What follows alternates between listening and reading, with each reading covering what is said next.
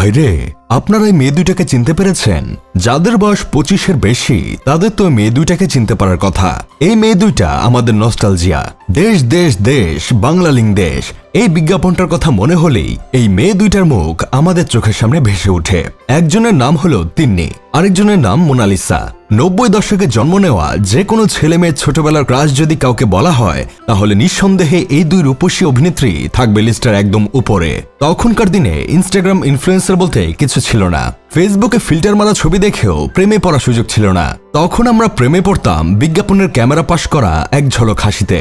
আর এমন হাসি ছিল তিন্নি আর মোনালিসার, যেটা দিয়ে তাদের জাদু ছড়ানোর জন্য সিনেমার দরকারই পড়েনি। 1 মিনিটের বিজ্ঞাপনই যথেষ্ট ছিল। আমাদের মতো মফস্বলের ছেলেমেয়েরা তখন এসব নায়িকা অভিনেত্রীদের তেমন চিনতাম না। টিভিতে নাটক দেখা মানেই ছিল রাত 8টা বাংলা সংবাদের পর বিটিভি চালাও। কিন্তু ওই দেশ দেশ বিজ্ঞাপনের পর যেন হঠাৎ করেই আমরা নতুন দুই তারার প্রেমে পড়ে গেলাম। বাড়ি 14 ইঞ্চি রঙিন টিভির স্ক্রিনে যখনই এই বিজ্ঞাপনটা ভেসে উঠত, আমরা ঠিক তখনই রিমোট খুঁজে খুঁজে ভলিউম বাড়িয়ে দিতাম, যেন আওয়াজ একটু জোরে শুনলেই মনটাও আরো একটু বেশি ছুঁয়ে যাবে। সবচেয়ে মজার ব্যাপার হলো আমরা কিন্তু সিনেমা দেখতাম বিজ্ঞাপনের জন্য। হ্যাঁ, ঠিকই শুনেছেন।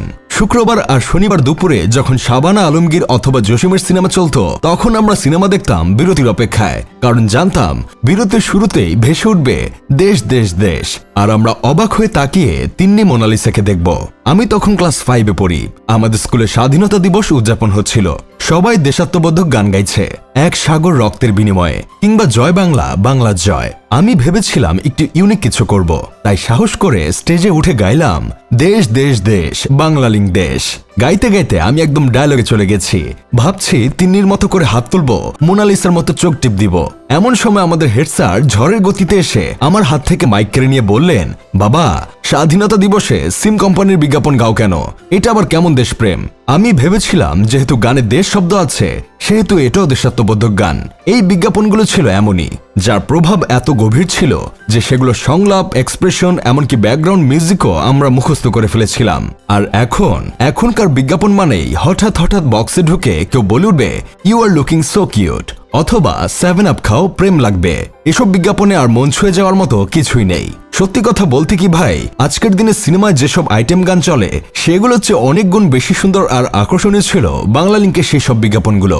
শুনেছি তিন্নি এখন কানাডায় থাকেন আর মোনালিসা আছেন আমেরিকায়। তারা হয়তো অনেক দূরে, আমাদের থেকেও দূরে, আর সেই বিজ্ঞাপনগুলোর থেকেও দূরে।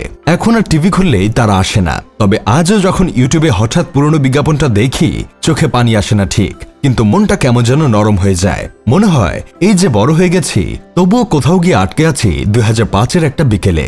যাই হোক, শেষমেশ আমি গোলাম হোসেন একটা কাজের কথা কই। তিন্নি মোনালিসা আমাদের জন্য শুধু অভিনেত্রী না, তারা ছিল আমাদের প্রথম ভালো লাগার মানুষ, যাদের হাসি দেখে আমরা বুঝেছি প্রেম আসলে কেমন হয়।